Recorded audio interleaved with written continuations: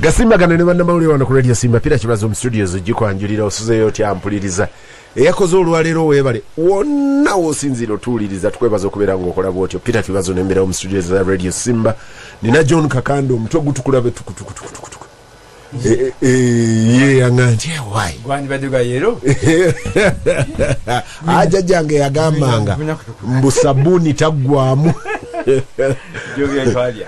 ndiye sabuni taggwamu nina Haruna Kanaabi eriye yamulengera Makerere nambuza why Kanaabi asoma kunzirwaki nti mulaba nye Makerere awo konzo baba era agenze ku muzikiti na kusabira ku muzikiti ogwe wandegera nawe guli why baguyitako ne bagenda wali bagenda kuwega madia omanyo gwe Makerere gwa ina imamu nga tavaako yamala nakyuka gede kuba imamu ennaku zino mubajjenga afuumula ebigambo nagambo ebyo baawe ebintu obusaawo nga byekomya yasooka atuwa ebyebamukwasa bana eriyo abo bakwasa ebyobusiraamu naye nakuno gudda babifuula byabwe biri personal aye naku zinafuumula bingi atubuulire yakiwege Masaka naenda ngakiddamu Masaka yataddeko kiruuta nena nti aguddewo obupya era nalindi awo agende butambula ninga nti kateregana nganti owayi sijja kujja ne butambula na katema amatwale yagawamba awo bamuwanga baggwamu ampuliriza Gasimbagane ne bannamawulire nina ne Charles Romshana ekiwala atakigenda kyeyongerayo eriya ganti ni musajja oyo muganda wa Kibuhabulwa nga bafaanagana nnyo ne mannerism awo no yegomba bwegombi oli buli lwamulana aganti ajja mugege manyi era perfect izekyo eri mfanuka from mahogany ejamutukako ne mahogany jali yechakalira ba Luganda ate Luganda kubera kwegegenya Charles buza abantu abatuuliriza mube kubittima bano abatuuliriza abagalwa tokusinga ab'emirungi Katonda wa maanyi Katonda wa kisa nsaba ab'emirungi tuddeyo tusome ebigambo by'Ekereziya Sunday wedde neeri bigambo bikulu nnyo John banaffe abatuwuliriza mbalamusiza nembebaza okuba nti mutwadde obudde bammwe namwe basiima n'ebibazo okutwala ebiseera nokutukyaza wano omukulu Kaloli wayogedde ku bigambo by'Ekereziya Kanaabi mujeemu nze jjukira byalikuzaako ewusi omuwoza simanyi lwakyokera yawanukayo waggulu nga alinnye ku muti omusaikamoo naga nti wayekka wansi mangu kowali ate agenze kulya wazaakayo musajja omuzi w'emisango kakuzi naye n'olwaleero simanyi lwaki Abayudaaya baali tebaagala bawooza ba misolo kubanga nanoonya omusango gwa zaakayo nga kuwooza musolo nyaze bangi Zaakayo wazenara nyaze bangi ngenda kuzizaayo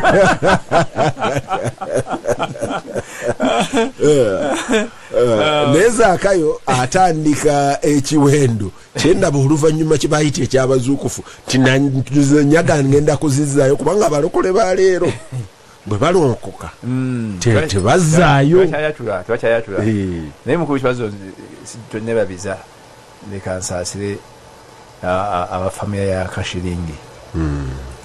kubanga nalabye nga abasinga bamwerabidde musajja we Lukungiri kyasinza okuneewunyisa nti okuva tebamwalwanka Lieutenant Kano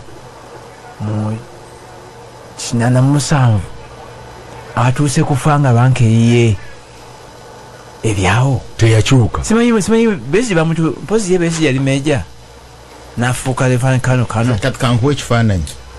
sebo kankuwa ekifaananyi first grade mukulu Museveni Lieutenant General second grade Salim Musare and Tumwijema neri tumwine Major General abo basatu grade eddako brigadiers Tadeo Kanyankore Matayo Charugonza ne Pinye Fuza brigadiers nabo laba balomeka basatu grade eddako Kanos nabo bali basatu Mugume katika shilingi yadda ku grade eyendala ayo nabafunira kololo naye bana abali ba captain nga baronda bani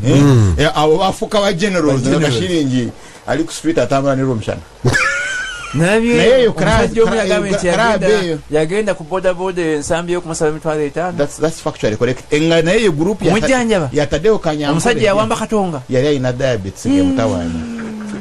Haruna Kanaabi tugende mawulire leero buuza abantu yongera ku ddoboozi ne mutandika ne lw'omushana nalabye oba yadde weekend naye yagenda nti omusajja ogenda n'omutunuulira ng'omulaba muntu n'atandika okwogera ng'enjogera ya buntu yenga butwa bwereere namulabye nga mumuteeka ku gurupu ate kyenjagala ku lw'omushana abeera naye mukamooli nga abalingiza ene waffe tafuumuulirayo byafuumuula eri olaba omusajja omukulu agenda okuvaamu ebigambo naye nga kati gweobadde omutunuulira olaba ekifaananyi kye badescribinze abagamba ebyegambo by'ekereziya naye mukulu kibazo nga mawulire weekend ntegedde ekikulumye tugenda tugayitamu mbadde ngeraageranya bigambo by'oli wala agenda okumpa ekitabo kiri ekitukuvu nabyo mbisome kiri ekyabwe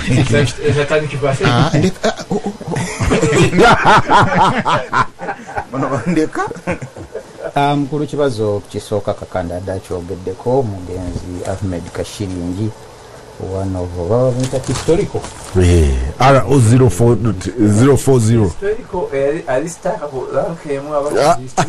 kakandi mwebaliba historical kitegeeza eyaliwo mu byafaayo n'abatalina lwankanga balaguli bazifuna sebo kakandi mukwano gwange oba kati bamwongera ranka brigade ya Lutaaya yali tamanyi na kumanya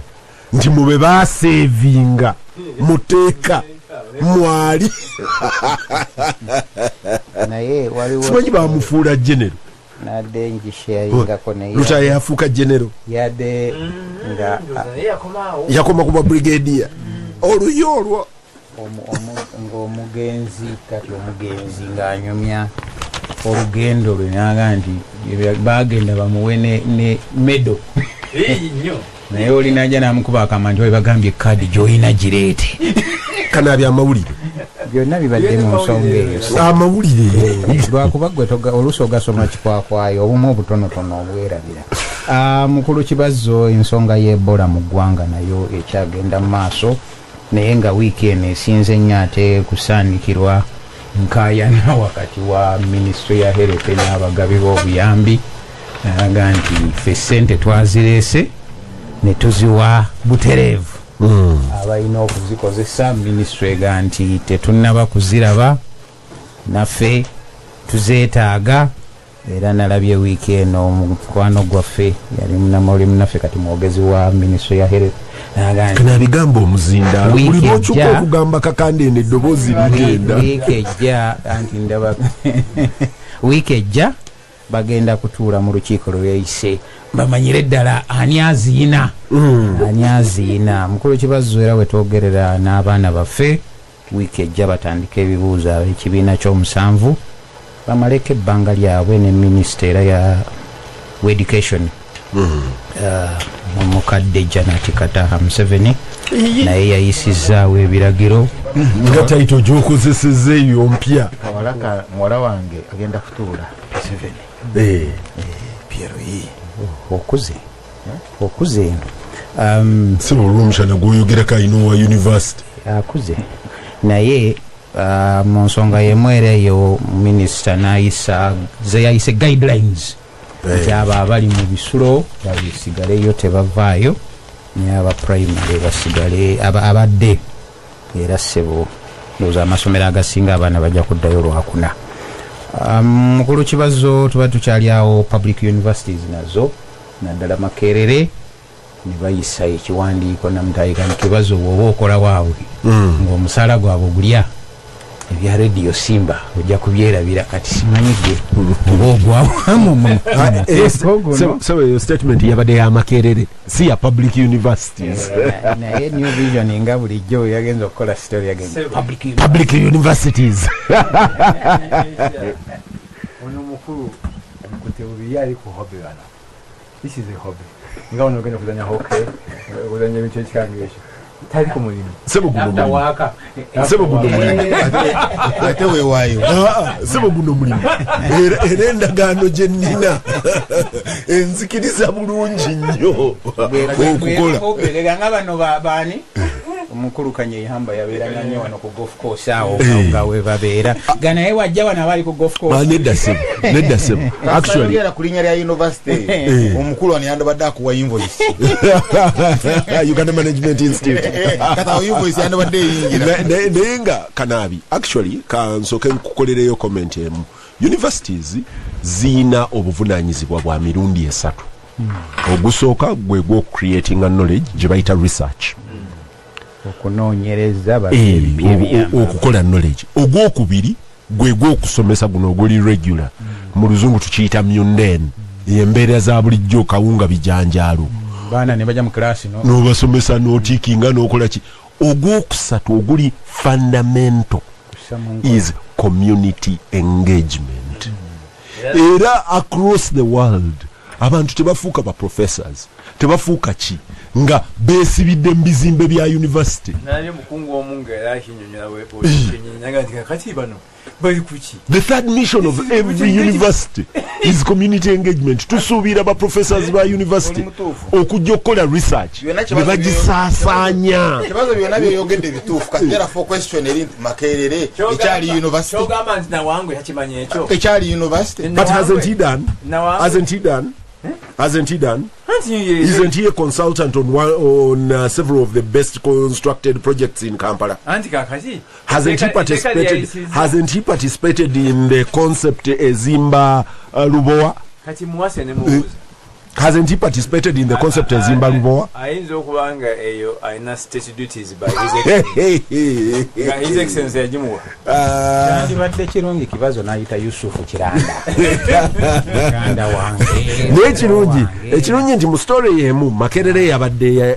nenkanya yabuuziza aba universities endala era ne babagamba nti wane waffe tetulowooza nti ebyo bijja kukola mukulu kibazo yo nga tuvuddeyo kulumba poliisi nako weekend okutiisiza naddala abatuuze b'e Busiika ne poliisi ate nayo nemaliza nga obumu ku ze bayita police posts singa gezenze zijjayo wonna naye eraliikiriza abatuuze mukulu kibazo n'abaana abaafiira mu muliro wiiki eno nabo baaziikiddwa abasalaama mu mbeera ey'ennyamiza beera nti 11 bonna baasirika mu muliro mukulu kibazo abantu badde bakaaba bulijjo abantu baabwe babula biki naye wiiki eno muwulire ga New Vision gatege nti abanoopu ababadde batalabikako balabise babatadde naye wenagenza okusoma munda mu story nga yaga nti IGP nage nti akireka bwe muba temutuviira mu abajeefunza nga tetugiinaako buyinza teyayogedde yage mu abajeefunza bwe muba temutuviira okujefunza kiyinza okuba anti program sebo radio moto yayegambe oluganda olukola nga kyebaza ayogera oluzungu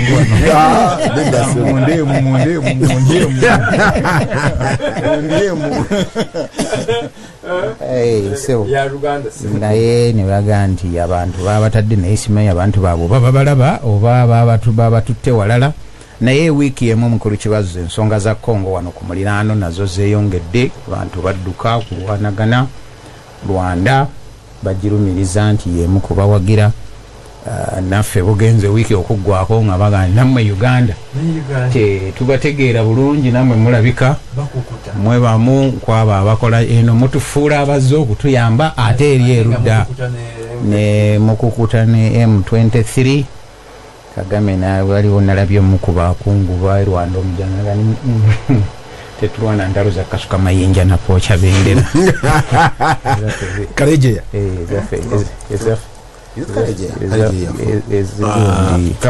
kabarebe mwagala nnyo amanyi okuyuwa amazzi ku mbeera abo balalu obaleka tolwana balalu naye yali amekomanda kukabiro okubata yali chief of staff we Congo mpozi batta kabiro olinga kabalebe yali chief of staff nge chief of staff yali chief of staff e Congo nga tumuchaya nga tumubuuza mu Lukiga ne batta Congo muri kabira ne batemula Laurent Kabila Laurent Kabila yabagoba ogamba kijjoni no because your statement is not innocent mukolo kibazo nze mbadde ensonga zo teziri innocent mbadde kubibaddewo mu naye wiiki sebo nkyetaaga the other document na Jim Express ey'okuzimba eje ly'abatuusi yayogerako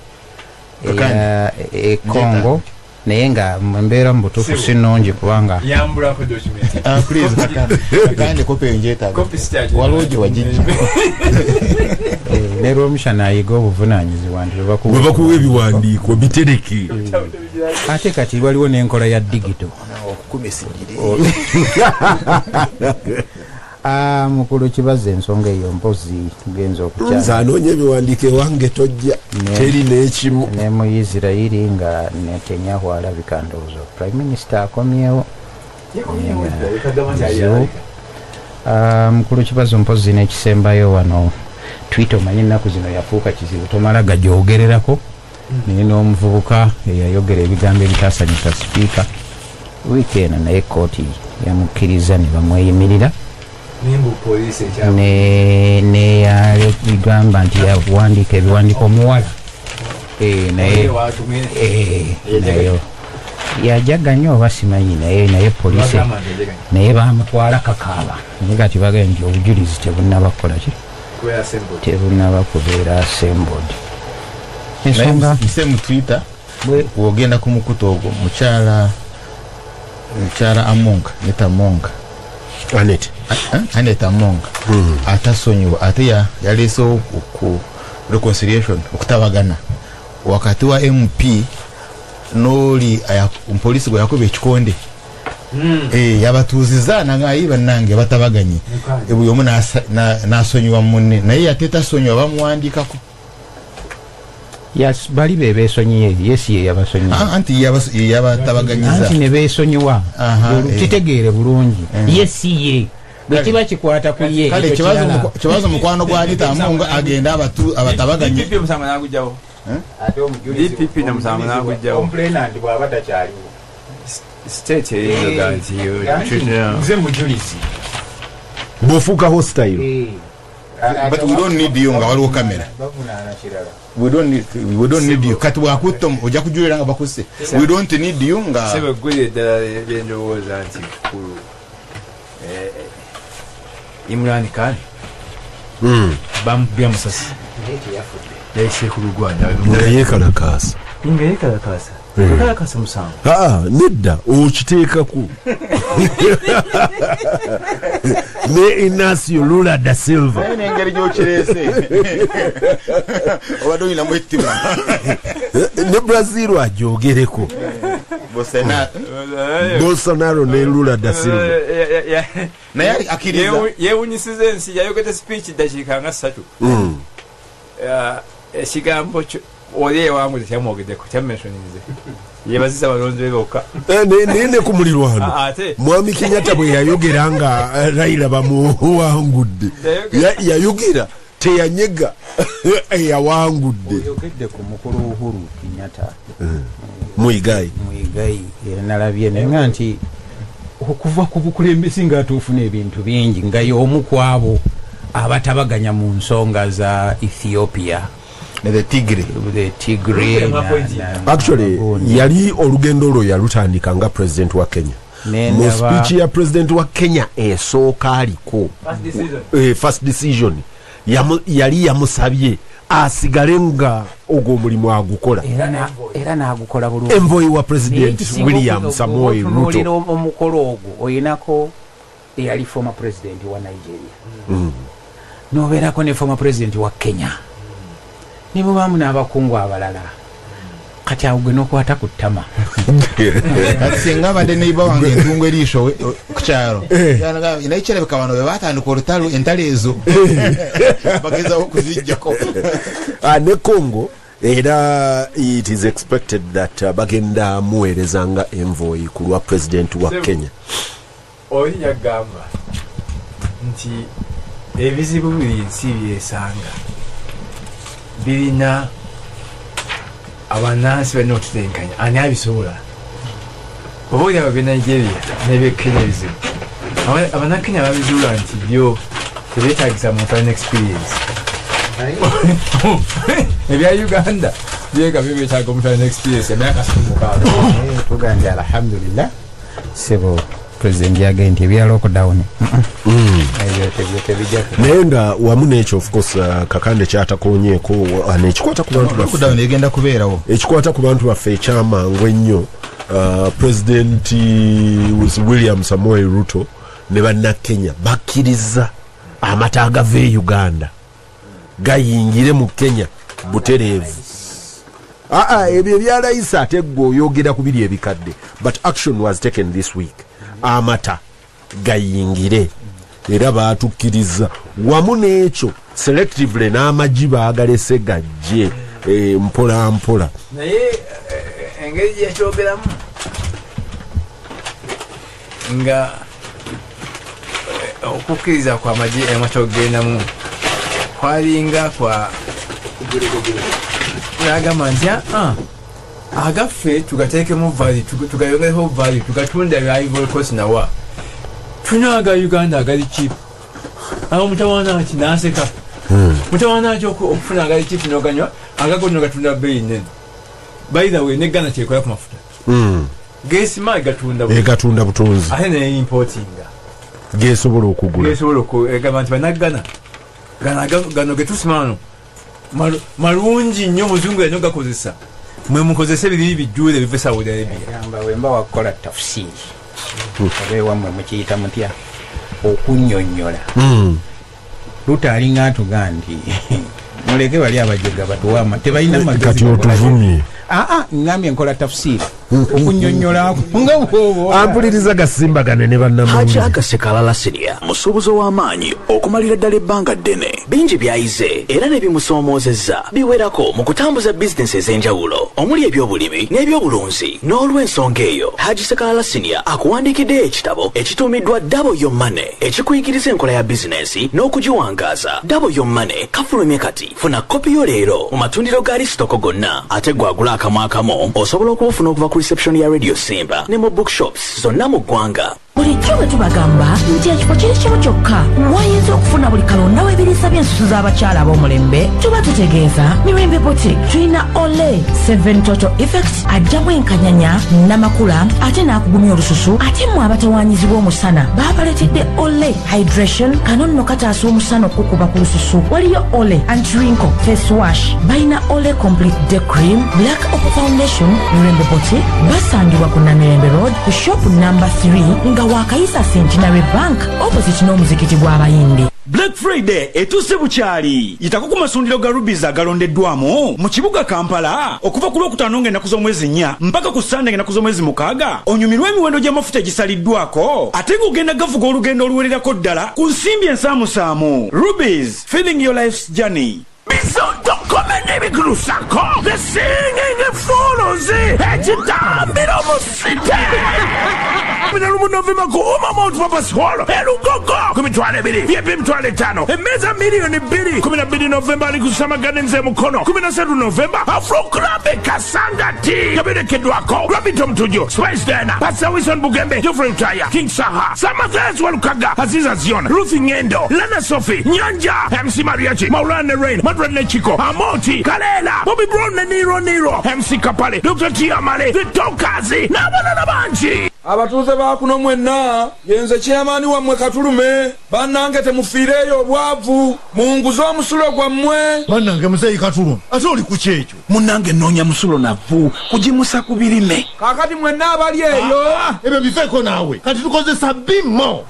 Ekigimusa ekikuwa kye weetaaga. Bimmo ayamba ekirime okumulisa obulungi ebimuli okukwata ate nga kyakufuuyira bufuuyizi. Kiyamba ku kirime okugumira ekyeya n'ekuba ennyingi. Kiyamba ku okukuba kw'ekimuli ky'emmwanyi ate nga biba biwerako. Kikola ku birime byonna ebimulisa ne bikola ebibala. Kiri mu hafu liita, liita ennamba ne liita 5. Ekigimusa kya Bimmo kisange ku maduuka ga Faith Agro Imports wali ku Container Village maaso g'omulyango wa Cooper Complex ne ku Entebbe Road okulina na Good Shed. Okumanya ebisingawo okwata essimu 0751 93 84 89. Oyo ye Bimmo. Funa amaanyi okuyita mu haso buli lunaku n'ekyokunywa kya Sting Energy Drink. Damu amaanyi agavuga bodaboda y'obaloole. Olunaku lwonna osigale ng'olina amaanyi. Weetaaga maanyi okumala ekiro kyonna ku nnyanja ng'ovuba ebyennyanja oba olina ebintu by'olina okukola ku ofiisi okubituukiriza mu budde. Weefunire Sting akozzeemu amaanyi agatuukiriza bino byonna. Sting Energy Drink akolebwa Crown Beverages Limited abakolera ebyokunywa bya Pepsi. Sting Life Switched On. Gasimbagane Ne Bannamawulire wano ku Radio Simba. Peter Kibazo mu studios ugikwanjulira. John Kakande, Haruna Kanaabi ne Charles Omushana. Omushana ono naamugjamu ekigambo leero. Ngakufokasi. Ku goodies. Ebintu by'enseenene wano mwakola zigolofu kudduka ku bupiira twakula nga golofu yaffe kudduka ku nseenene. Charles njagala kutandikira Zapanga ya lukongeri. For the first time nayo kumawire nga balaga John mpozo ovao lukongeri Rwenshama kumwalo nayo for the first time TV ngera go mwalo ninga nti wano omusana we yakulira ninga nti ngana ngekula John Ahmed Kashiringi yafudde under the usual old school story netandika nena labye mukwano gwange dankali abigaba mu tweet ngaga nti ono omusajja afudde munyiikaavu nga omwoyo gwamwennyika naye nti tugenda kulaba speeches tugenda kulaba abamutendereza yabamuzise ikulu. Indeed bwe nagenza okusoma eno nga saidi eno ono ayogera nga saidi eri ndaba tweet ya Jim Katugugu muganda wa Lwomushana nga amwogerako nga amutendereza nga comrade. Nalabye era mukwano gwa Lwomushana naye weeyo omuhororo omulala yani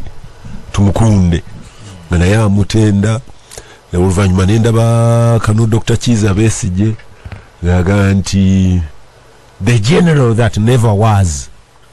era naga Besigye abakufuna buyinza ono yali ajja mu promotinga kuba ye mu bwongo bwa Besigye ono yali general naye teyatuuka yakoma ku bwa lieutenant colonel but for me not so much about not so much about Ahmed Kashiringi per se but ebitabo byonna ebivudde ku revolution eno nasoma ekya Mukulu Kateegaya oluvannyuma lwakyo nensoma bamuyitani betrayed by my leader Kazora John Kazora. Matembe simuteeka mu class eyo. Matembe yakola olugambo mu kitabo kye nga buli eyamunyumiza emboozi nga naye aji anti Matembe siyali we square teka kuwayiriza wakisoma ekya Matembe ebimu ku byo oba ebisinga obungi ye yennyini naye yali wa square tumuteeka mu kategori yayogerako naye ate bw'oba oyogera ku bali ono byayita omugambo mpozi omugambo nti omujja kaadiisi of course gundi omugenzi Kateegaya yaŋŋamba nga mugambye yampa ekitabo kye nga bagenda kironkinga wiiki eddako kisomemu nga tannatuuka ku lonchi mukyaze tukyogereko. Bwe ngenda okumala okukisoma nambuuza kiri kitya naye nga kyenabadde nnoonya sikifunye. Naŋŋamba nti anti kati gwe ekizibu kyo mulowooza nti naffe tugenda kuwandiika war memoirs nti that is for the guys that were fighting. For me, I'm telling you from my perspective. Nasoma ekyasaamu Kalega Njuba nakyo nenkiraba, but of course eriyo ebirala. Ondoga Oriamaza omu ku bawandiisa abasooka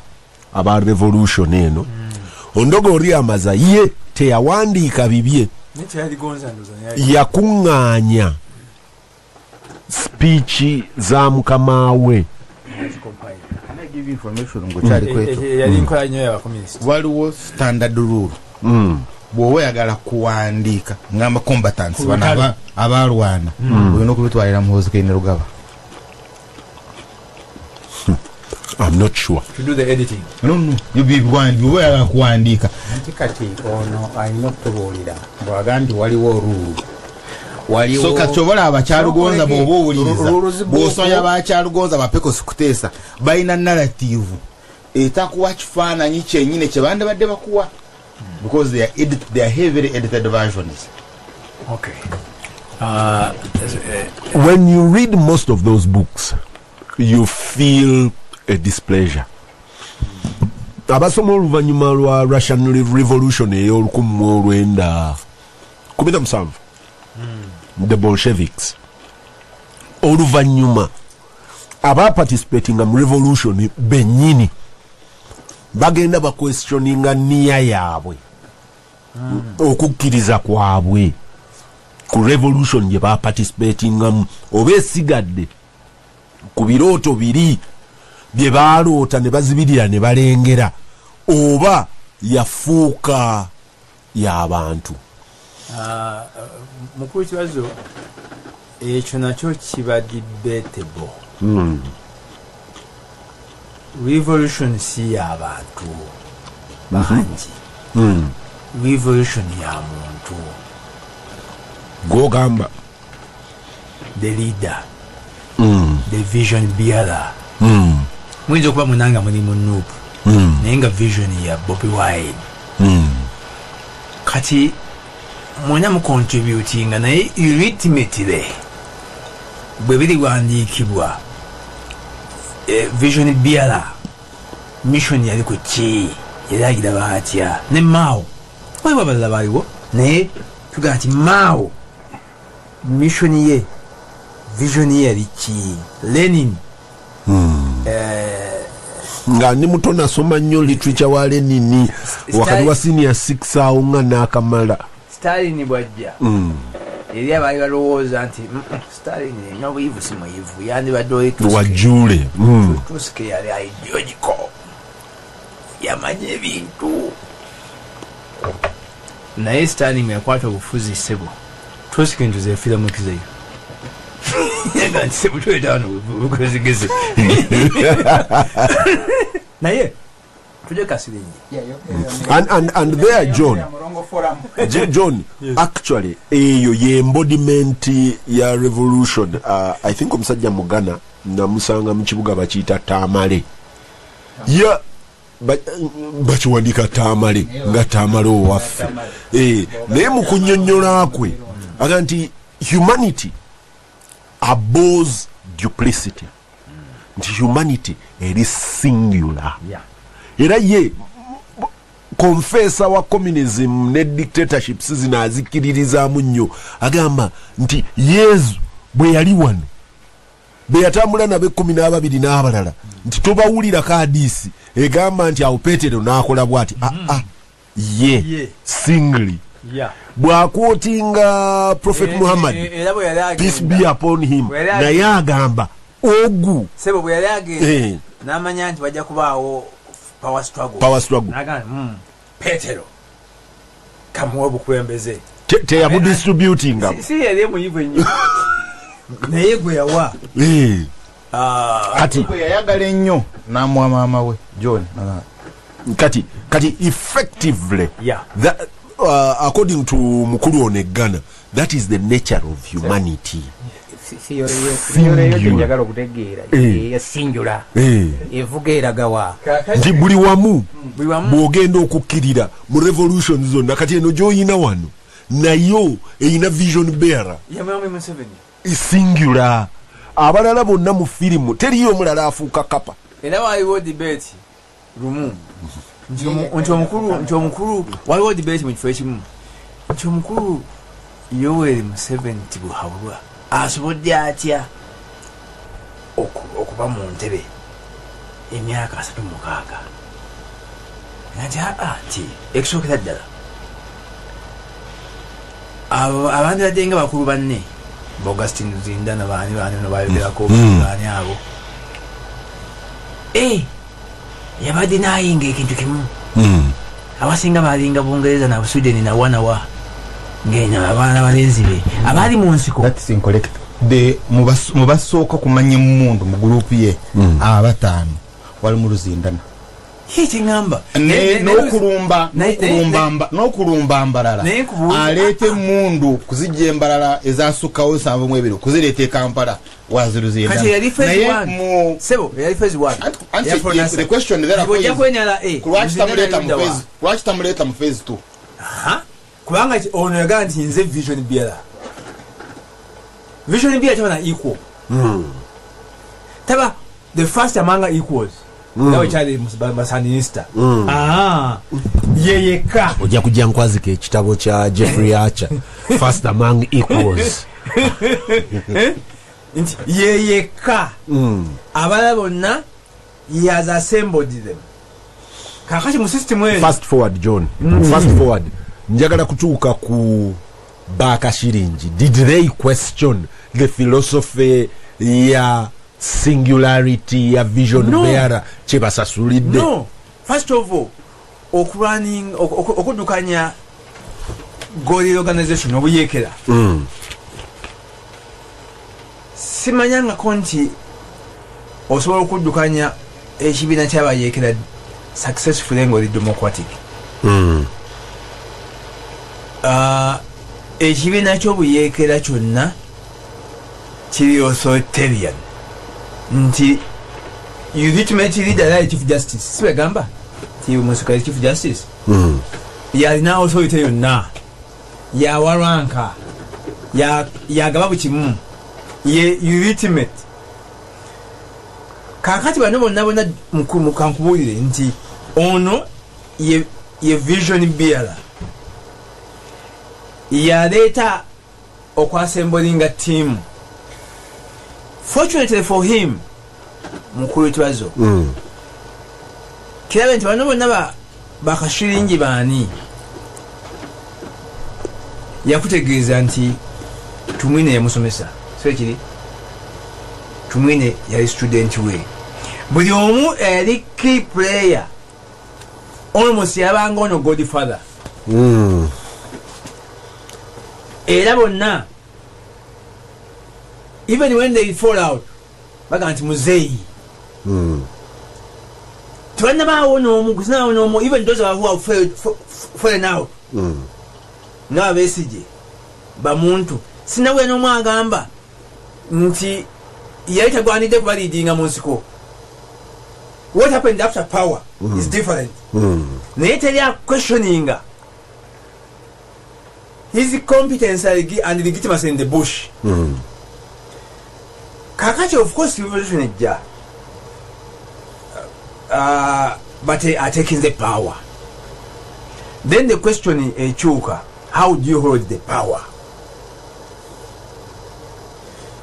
Kati the shendo was nti omukulu yali quick n'amanya nti abantu bonna bajja okutawaanya abali troublesome abayita nti bano bahiro bahiro ba revolution bakyaligonza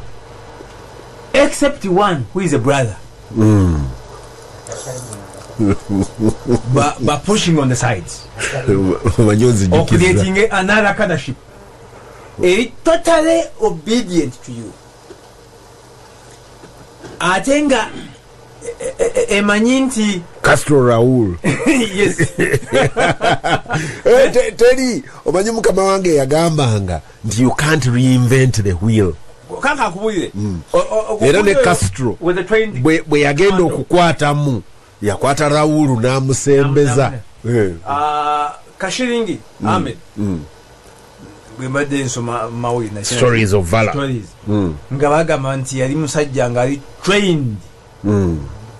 Iraq batono nnyo mu jeeryo abalina that kind of yali trained in Libya yali trained in Iraq yali trained in Egypt I'm told he even escaped from Misr. Yes, that's what the story says. He using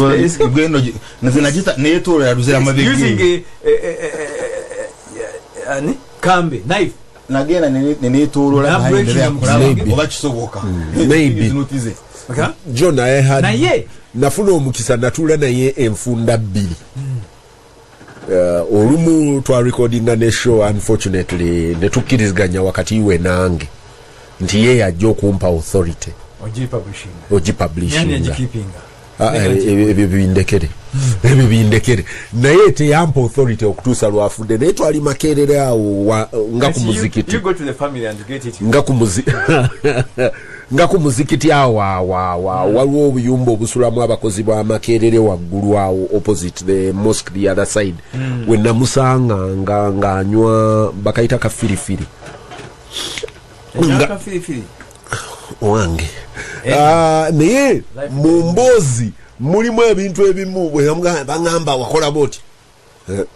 ebyo byokunyumya ng'ayina enkontola gy'akontola ng'ayina bw'akontola ng'aba South Africa ebyo byokunyumya naye kati emboozi ezimu ze nalabye empandiike z'abafirimusita naye nga ekituufu kiri nti otunuulira omusajja ku biwandiikiddwa ne bimwogeddwako naye kenyini nga tanafa yalina article yawandiika mu monitor actually yali interview nga bagisaasaanya era bwe bagipublishinga interview bwe bagipublishinga namusaba olukusa ne mugamba nti kaakati nange nzikiriza yali akukuluma engeri gyagenda mukulu nga bamuyise okumuwa omudaali naye ate ku dakiika envanyuma amagamba ntoli ku list ne kadi eyali mutuusizaawo nawogimuggyako n'agamba nawafina muloge naye tumisinga point emu nti mu story eyo mu mboozi eyo gyanyumya yagamba nti ebyamuleetera obuzibu kubanga bakamanda baali bakuliyetinze ghost ku payroll bagamba tulina abajaasi 5 tulina abajaasi 7 naye nga mu actual sense balina abajaasi 5 nga abajaasi sente z'abajaasi 200 bazeeriira kakati baali bagezaako okubuuliriza buzibu buvaawa bulange ne bajookya okusaanyaawo evidence era omuntu omu eyatwitinze John Lindako omuntu omu eyatwitinze ng'amutenda obuzira nze nabadde mu kasonda kange nga mwenya kubanga mu mboozi ye akanti oyu y'omu ku baafulafuba n'ennyo okulanga intelligence yonna gye bakolektinze egamba nti Ahmed Kashiringi yeyayokya Bulange nti era oyo bye yakola byonna byali biina ekigendererwa kumuwereba nziro kati nagenza okulanga enaatwitinga amutenda obuzira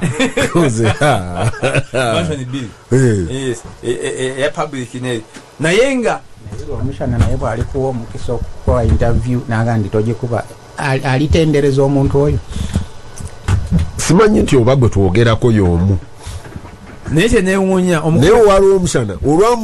omushana they made peace sebo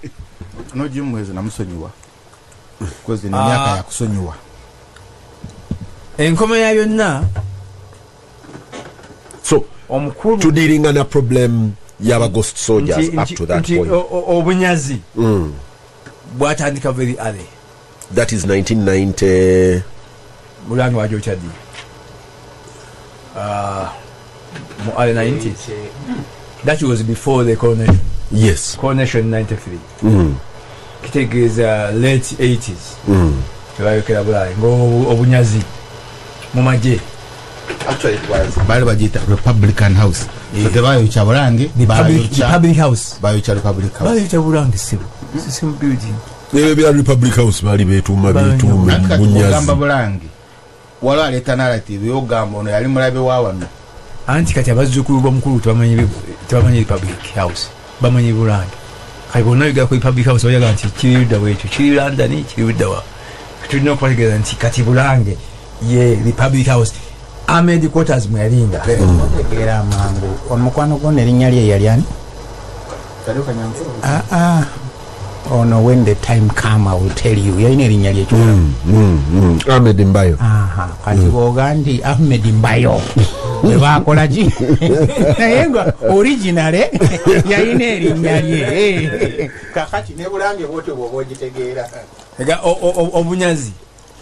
bwava very early. Kati omukulu akutegeeza at this stage nti bamwana yinchi bali corrupt. N'olwekyo abantu benetagisa okuholdinga ebifo bya public institutions bajasi. But of course John kyotodealinga nakyo naawe ofuuse kiri omanye ekizibu ky'okubeera public figure nti public figure n'ebiragiro by'eddiini olumu tebikkolako nti tetukwogerako birungi na bibi ng'ofudde tukwogerako bweweteeka mu sphere ya public bakwogerako byonna. Ahmed Kashiringi kye baali bamuvunaana treason.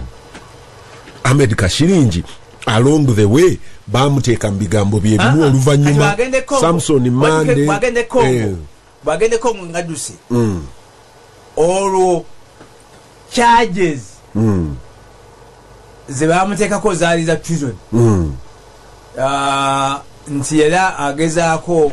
kiteeke mu Luganda emisango gye bamuteekako yakalekeyura because naye aliko gezaako okuwamba government nga bwe gwali ku Samson Mande nga bwe gwali ku Kyakabaale naye Tandeo Kanyankole mpozi yali munywanyiwo munyonyo naye bamutwala mukulu kibazo sente za emesho tomisinga point endala nti abantu abonna boyogerako abantu abonna mukulu omusana ajja kumpabula bangi mukyamu bali mu Kigezi region. Ogamba ki? Lwaki ba ofisa abava mu Kigezi region bali na Kigezi region problem bampaka Kigezi region balina mu ebika bibiri waliwo Abakiga waliwo ne bajimu muhwezi abahulu Jim Muhwezi tumukunde katabo nabo kozi bobogera bajja kusaba computer misuse then bogenda n'enkole antereko computer bogenda nkole still oyina bakahindo tafiire amanyamushega abo nabo balinga Abakiga then obaawo n'abalala nabo bategedde abalinga bali kitegeeza nti very early mu revolution nga amaze okutakinga power waleka waliwo renegade waliwo factional struggle nga eri line yayo eri ku region which peaks mu luzungu baga nti etuuka ku ntikko mu 2000 nga Besigye yeesimbyewo era bwogenda okubatunuulira bali Samson Mande ni bonna bafuluma naye kyekyenyi kakati ekyebuzibwa kakati oba nti mukulu Museveni asobodde okuhandlinga contradiction eyo naye probably ensonga lwaki ababa bava mu region eyo eventually babagemulirako kwa Bank of Uganda governor. Ampuliriza Gasimbagane ne Bannamawulire kana byakuto mzindala yagala kusooka Romshana nabadde njagala Romshana yaba kusooka gwobo moderating Romshana but of course John byatadiringa nabyo is obubbi John bwayogerako abasinkana Mutengesa simanyi Kanaabi wasinkanako ku Mutengesa Mutengesa bamuwa task oba yewa task okuinvestigatinga obunyazi mu maje wawo lwe nasooka okwogera ku Mutengesa omusajja omu kati yafa yali konolo yanga nti gwe mboko zogenda okufuna nti lwoliddayo okwogera ku baziyitanga yellow pages ezo nti embozi giveeko but along the way yafuuka public information. Mutengesa awandika report ku ghost soldiers. David Tinyefunza well then yali akyali Tinyefunza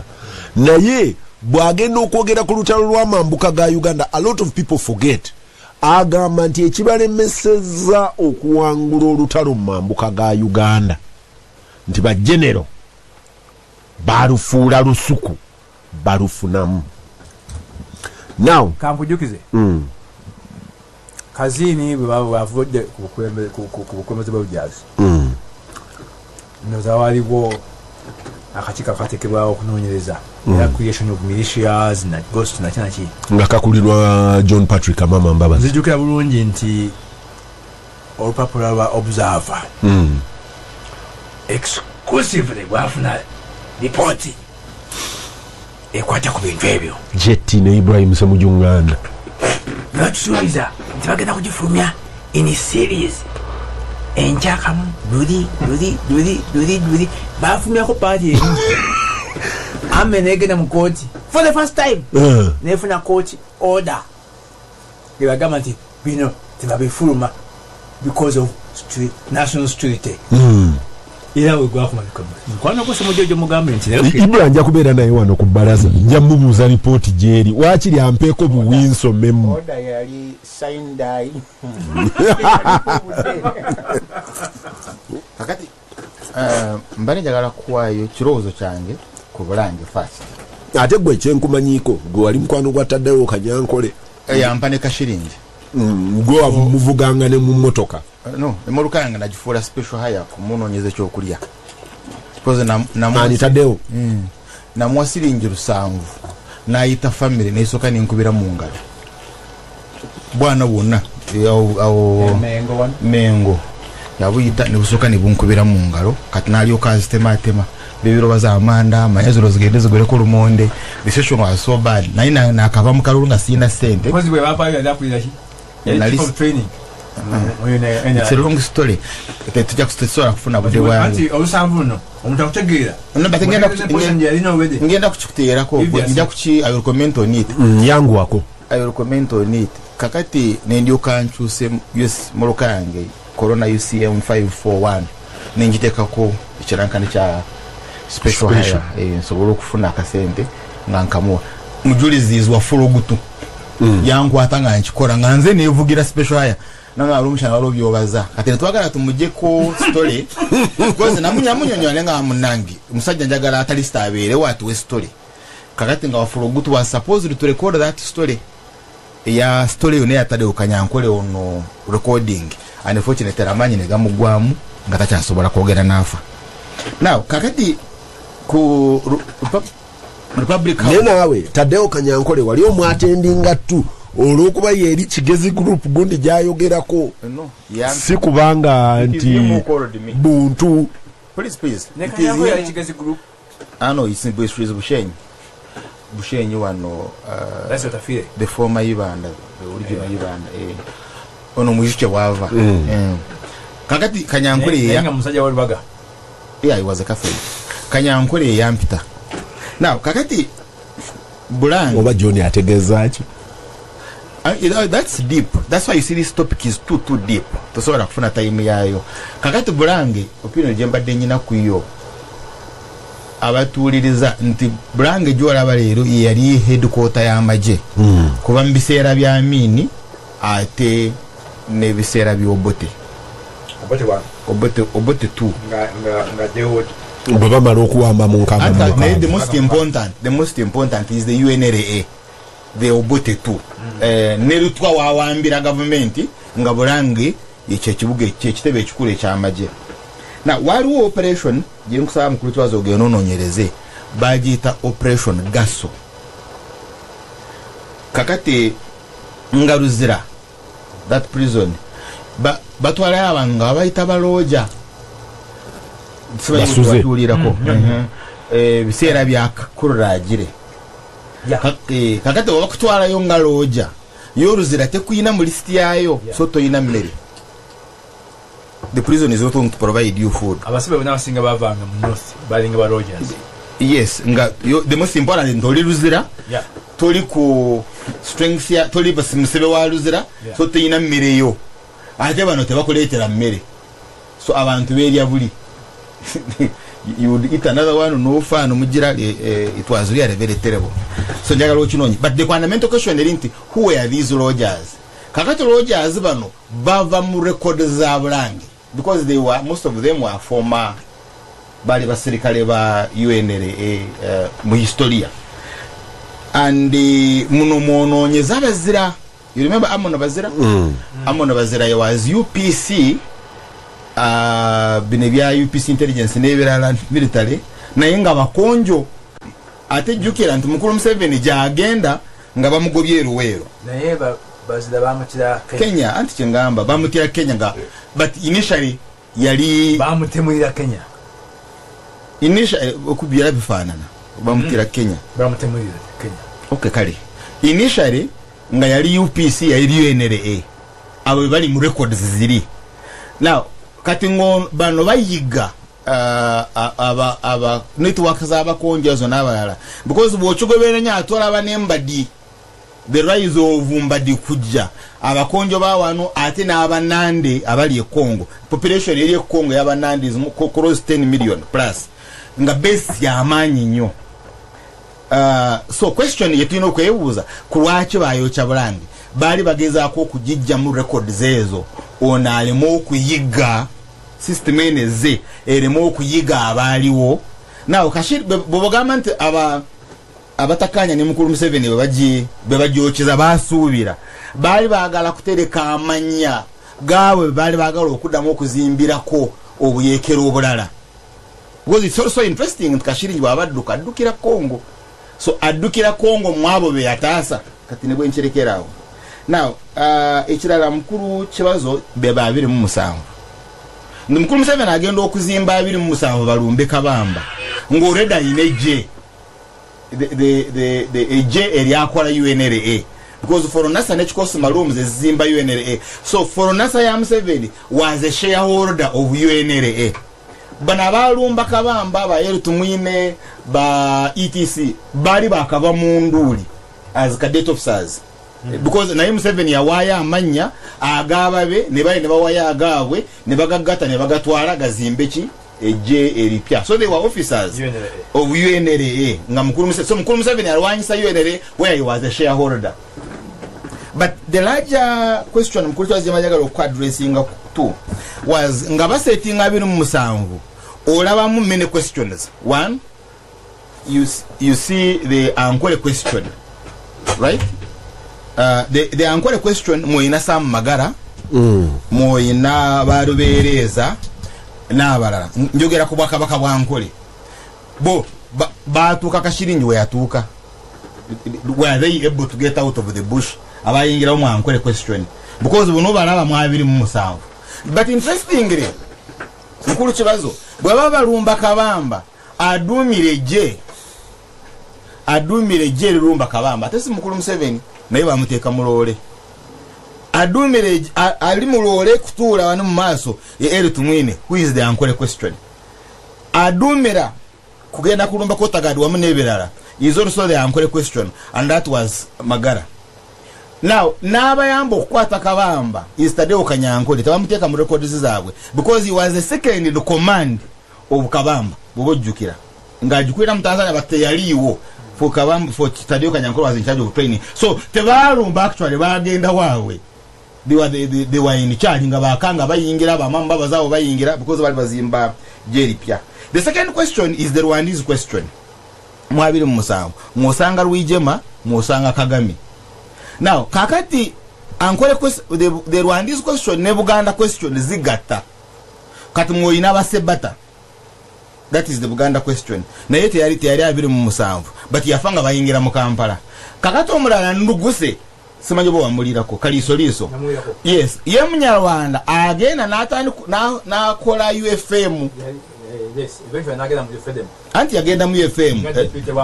Very good. But bagenda muki? Bagenda mu UFM. Kakati nga therefore the Rwandese question ne Buganda question zono zigase. Ziri mu UFM na yeba Museveni. Bakolegana ne Museveni wabanga bayenda wano Kaira. Then lastly is that the Amin question. Bona abali abaserikale ba Amin ngoli abachikira is Tadeo Kanyankole. So Tadeo Kanyankole is a member of the high command, because of the Amin question. Na wali bayine bizubu no bote aba Amin because of bote afu the Tanzania ne bajja ko government ya Amin kati nga bayino ku mobilizinga the former soldiers mwina ba Ahmed Seguya abo nabo bali ba Amin katika shiringi yenga combatant yali muserikale wa Amin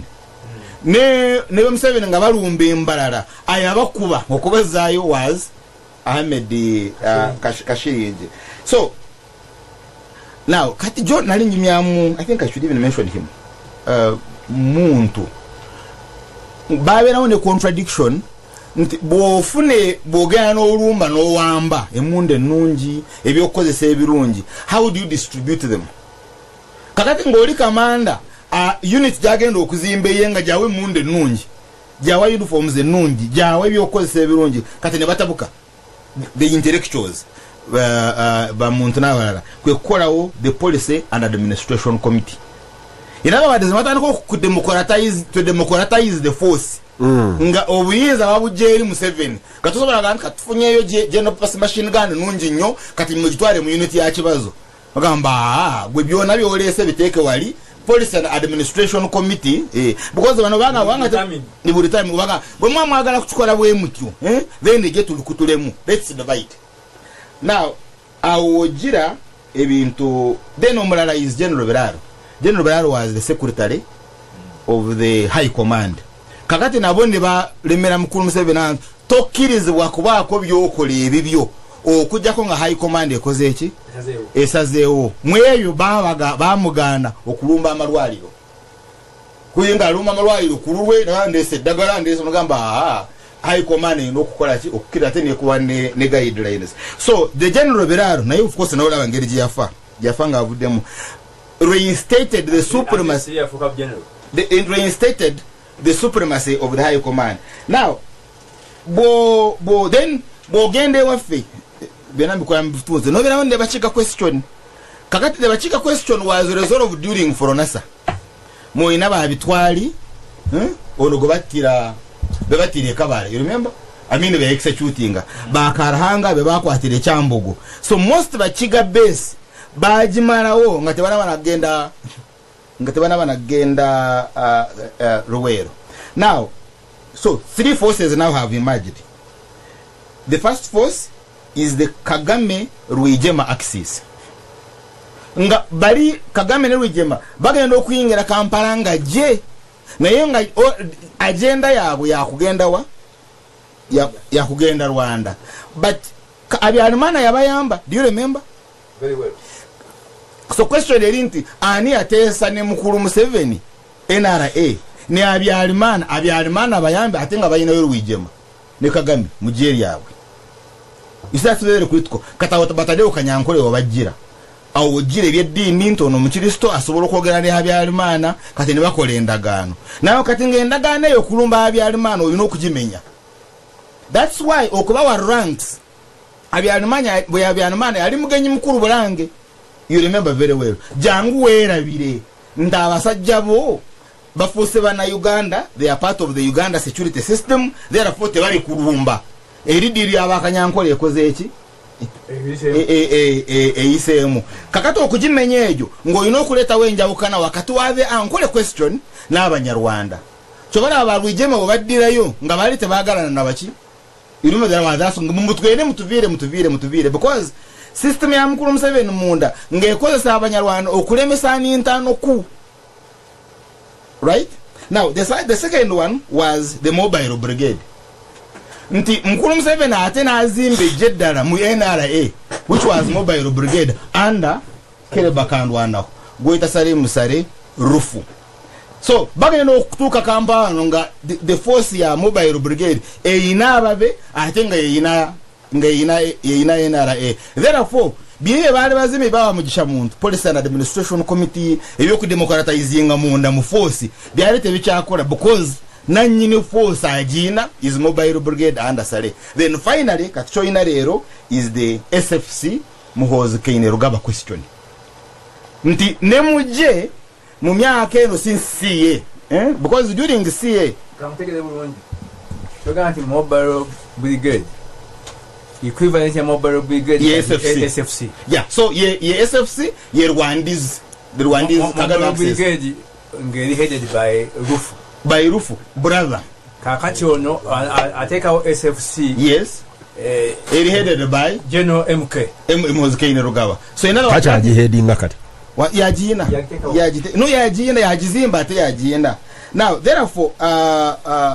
ebyo na mukulu Museveni abizimba within the army okujawo high command. Kati wajawo high command anasigala family ye. So the high command consensus was replaced by the family consensus. But family consensus wali mu mama kati mama oyo nogana omunonyeze wakazora Wycliffe. Is it Wycliffe? Yes, umugenzi Wycliffe ndoza wayogera ko naye yaliri ya zone officer wakati wa Wycliffe ne Foronasa, which is still the Ankore question. Now kakati therefore musamari mkuru in conclusion Mr. Chibazo bogata pameno zo naze enkola ze nti bakashiringi batadeo kanyankole bani bona abazimbye NRA bali bagizimbira Uganda o yali company yawe, right? Kakata wali abamu bali balowooza katuzimbe kya Uganda, kakata ate ngono azimba kirala, which goes to the historic mission. Katwala kana kuteeragera historic mission gendo nonyo olukiiko mukulu Museveni lwe yatuze eggulu ne kyebalwanira wamu ne James Kabarebe nga bagenda kulumba Congo, and why they put James Kabarebe in charge of Congo. It relates to the NRA historic mission. Now kati bano bakashiringi bo bali balowooza either kino ekintu kyaffe kiri private nanga mu shareholder or fena tuchwe Uganda nga bwe twakola in 1995 kati mwoyina baruzina na nabalala nga kumbe baba yisa order. Now that's the contradiction. Ntono mukulu Museveni ye aishin tutachiraba nga kya Uganda no chiche my army. Yes. The singularity of the vision. Yes, yeah, it's my army. That's why there have been those quarrels. But Muntokawa no, what did you do? Mubodo inamusha wafuka dikapa manyi omu yagenda omu yasajja omu yagenda nagamba nti omukulu oyo Tibuhabwa has never fired a single shot. As far as I know, he never had a single shot. Oina Mugamba. No, that was written. It was in the pocket. Oina Mugamba. Oyo message by the time we came, then it had expanded. But top commanders, especially now, bagenda ku front. You see. Take a shareholding here. Ya message. And that was the debate. No one bagamba. Elabo bo yagala okumanya shareholding osoma mustard seed. So kati therefore the whole problem is with the Muhoozi project. Ndi mukulu Museveni akije wasale barwije Kagame n'abalala kati akirese mu SFC azimbira Muhoozi. Kati twasuka level ya Raul Castro. Tugenze ku generation endako. Project. Now naye kati aba Muhoozi project abana bakamanda abakiriza Muhoozi kati be bali secretariat ya Muhoozi Kainerugaba be bagikulira aba Patrice Rumumba abo bonna bakashiringi nabo bwaba wakuvuga Range Rover mu kibuga ayino kubera ngayimba Muhoozi oye ayino kubera part of the Muhoozi army. Now kati bano bafude bagrambolinga why ne bwagamba nti kibazo nga bakakuluma okukukuluma is not because they were broke. No, it's not that the Kashirinji was a pauper, but you see there is also the other issue. Gwanyamwe sente. Yes. But kibazo gwamwe sente kibazo. When they were in the bush, bakuwa unit, bwagwama ambush. Ne weyo nona, what do you call mchiga? Because I'm let me look for the word. When weyo nona we nawe nange nsora zino kugoberera. Kali gwe ngabomba katuko kumba nze the question is not that I'm broke and you are giving me money, but it shouldn't be you.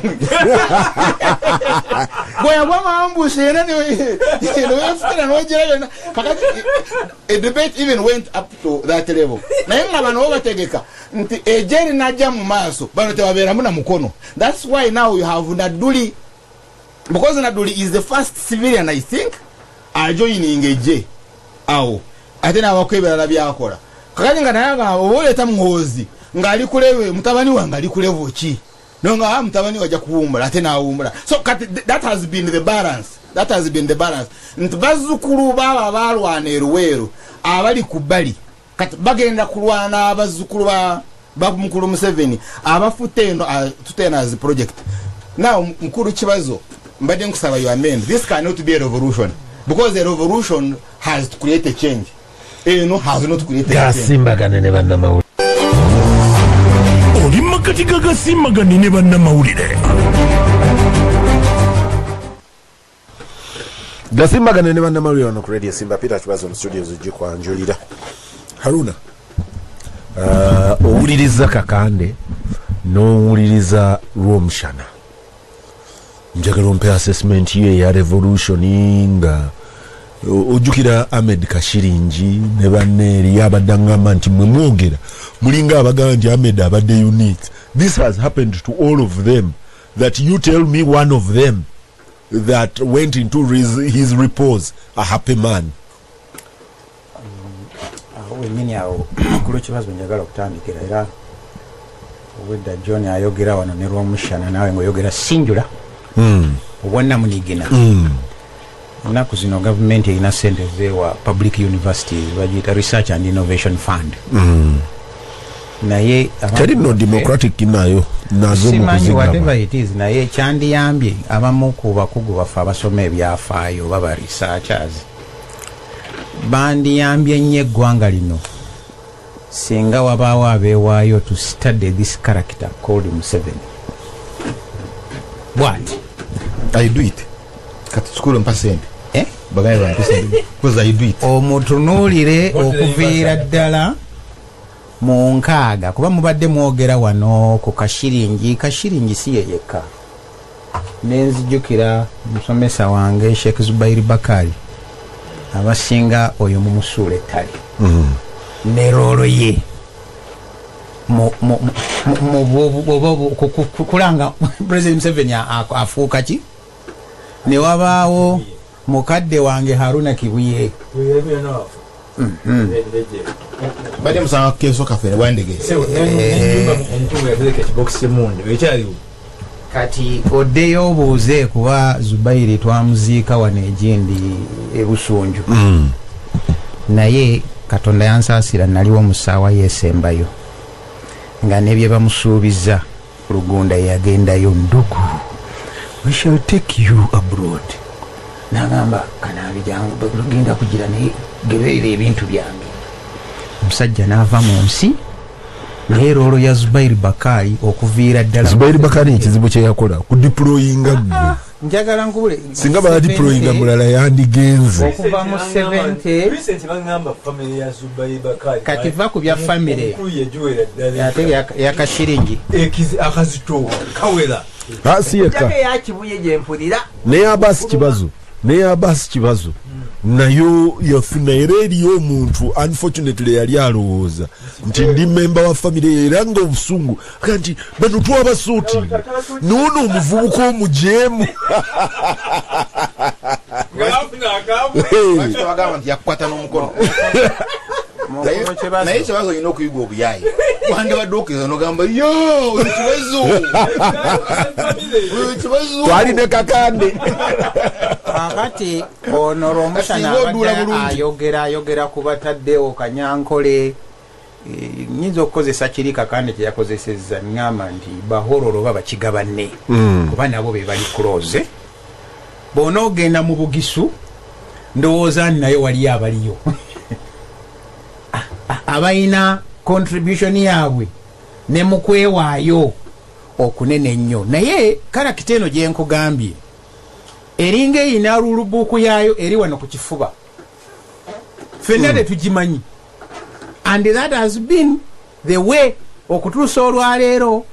yani ono eyabadde secretary general wa NRM mukyala Lumumba Kasule bw'oba omusanze mu kyama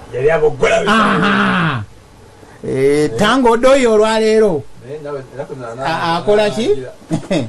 nalabyeko ono omuyimbi yani kusaasira gwe baatwala balina obuvidiyo mbadde mbulabanga kale ebintu byange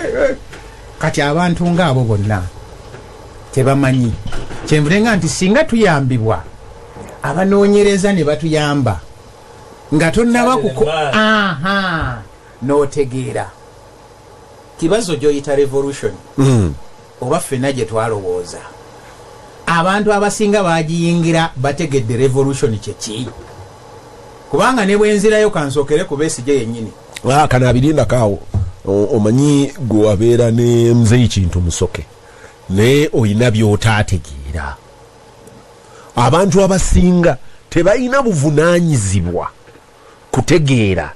kikye bayingiramu kuba bayingira nga bawagizi bayingira nga bagoberezi philosophy ebeera y'oli waggulu vision bearer era ye omulimu gwe kumatiza bano abamuddirira the disciples okutegeera byayagala bakole si kutegeera philosophy eri ebatwala mu maaso kati anti kyekugambye era mu level 5 eza philosophy okutuuka ku bantu kati bano boovunaana bawagizi bagoberezi kyandibadde kirungi singa ne philosopher king annyonnyola philosophy ye n'ogikola ki n'ogitegeera naye obuzibu bw'obeera nabwo nti kwe kumwegattako ng'olowooza bulowooza oba kino ekitono kyakoze eki kyakulazeeko kati bano banne abamu be yagenda nabo mu nsiko kati tuli ku 85 si bali aba 79 abo babamu nabo beegattako nti tugenda kukyusa eggwanga ng'ekirooto kyabwe kyakukyusa tuzimbe systems tukole institutions be bamugisha muntu gye gundi ono byabadde akunnyonnyola balwomushana tebaategeera mission naye ne philosopher king nga naye ayina akantu ke kamuli wano ku kifuba kati bw'obireeta n'oyagala obeere democratic kati bw'agenda n'abisoma otandika okugezaako mbunange ndi kamanda munene nnyo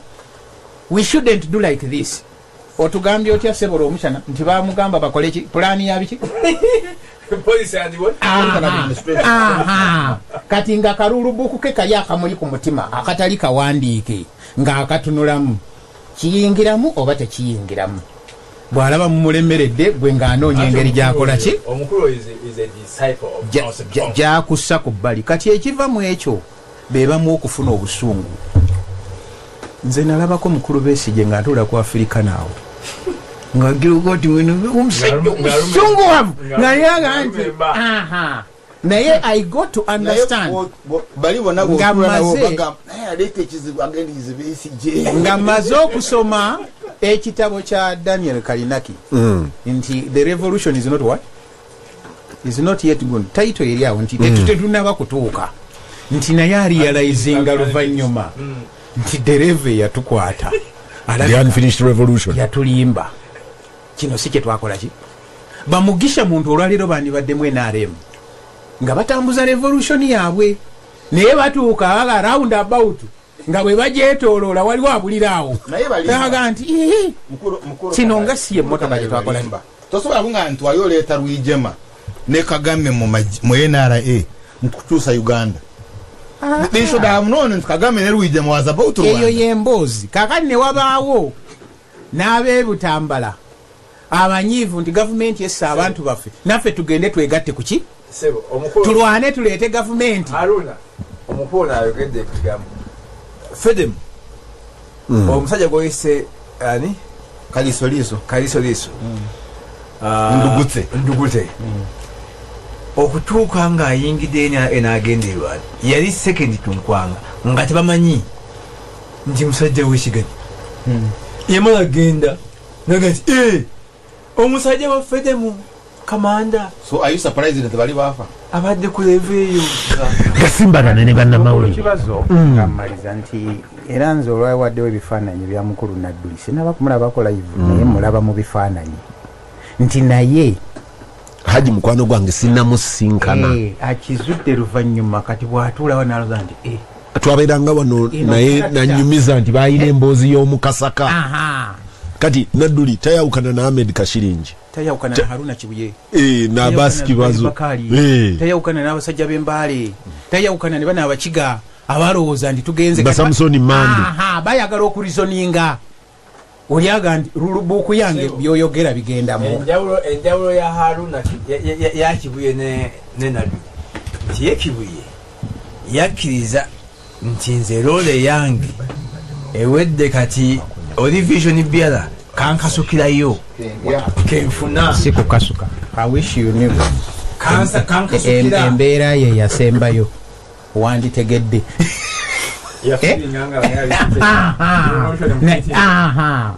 nti n'abantu nga muzeeyi kirunda giveja abamu bo bagamba nti katubeerewo tugende n'ensi nga bwekola ki tukoopinge n'ekyo naye yo lulubuuku mukulu Kibazo nga tetunakugitegeera yejja okujja nalabyeko abalina original copy Castro ne Raul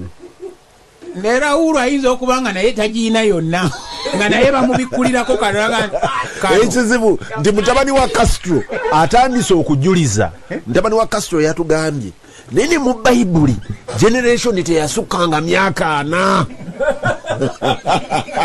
lulubuuku agiina eyinza okubanga eganje mutabani wa Castro okutuusa nga nanyini luluzi akoze eki era bwe nalabye mutabani wa Castro nga agamba nti wabange nti ne mu Bayibuli generation teyasukkanga 4 Akimanyi nti waliwo ebisolo we bikula biri ebito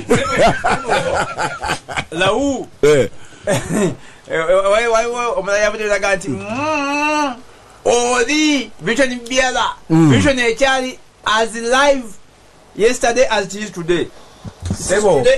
okumanya Gasimbagane ne Bannamawulire nti ne bano bamuwanga bambye batwaliddemu nga balowooza nti bali mu palamenti bakole checks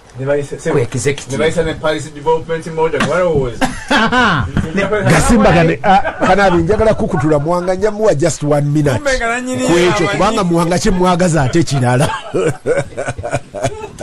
wayi Muwanga revolution eri abaana baayo kubanga Ahmed Kashiringi bwe yafudde the overbearing position is revolution yabalyamu olukwe naye wano lw'omukyana atugambye nti the challenge is bano bonna abawoza revolution yabalyamu olukwe tebategeera revolution gye baasavinga ne Kanaabi kyakoonamu aga nti revolution yali yaani ino ne Kakanda atugambye the singularity of the vision naye nga Mwanga tanaba kuyingira biyale twandabadde tusiima ayagize ku nseene ne yeebalire naye kira next time because ndayo Mwanga luyali aziridde bulungi naye next time aziteekako siiru ne tumanya because kirabika omutwe Kibazo yaguliridde mu kkubo omanyisiga mukyayibwa wano naye alinkwasa ku nseene n'aliba webo akubira ku lusini yensenere atazireeta senga zavudde nanimaze kuleeta kasanamanya be yapakidde tweyanza naye nze wankoze bubi Kamulali oyo naye ndabye supidiyo tenotinga Kamulali era ntegedde katupita last week twali wano kumpi nga tuli ku mulamwa gwe gumu obuzibu obuliwo nze bwennenya mwami Museveni era bwakoze obubi eggwanga lino nti mukuusa ekigenze wala yusa abantu nga ate obukuusa bwe tukositinze kinene nsiba mbagamba nti nze abasajja abenjagala ba Fidel Castro n'ogenda owa ono wa North Korea the great leader netuserengeta ku dia leader kati tuli ludda wa ono leader ki kubanga twali ku great leader netugenda ku dia leader au no siye dia leader nasikirwa babera very clear era bo bogenda kudiringa nabo bakulaga nti bino fe tutunudde wano obukulembeze tibabuzanyirako baga nti besiba bomushano Castro yaga besiba muganda wa ati gwe bove butambala omanya nti musiye butambala tusikwe bye butambala kati ekizibu serving a revolution tambula genda tambula to wabanno kwanza tudde ne bantu bangi omugenda tulako naye kabozi katuli betutunyumya yali mukwano gwa bomushana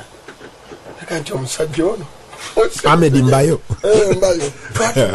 nangamba ntigeke nangamba nkole bino netegeke yagamba Nairobi wasuwa muti yagamba ko nangamba so naga twagenda okumala akagulu akagwanga nyina clearance kandi kanzimbe omusajja nankubira essimu nangamba nti wange ditwayogerako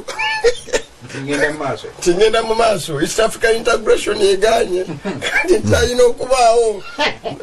okkiriza mbeewo oba tokkiriza namuga nti twakkaanya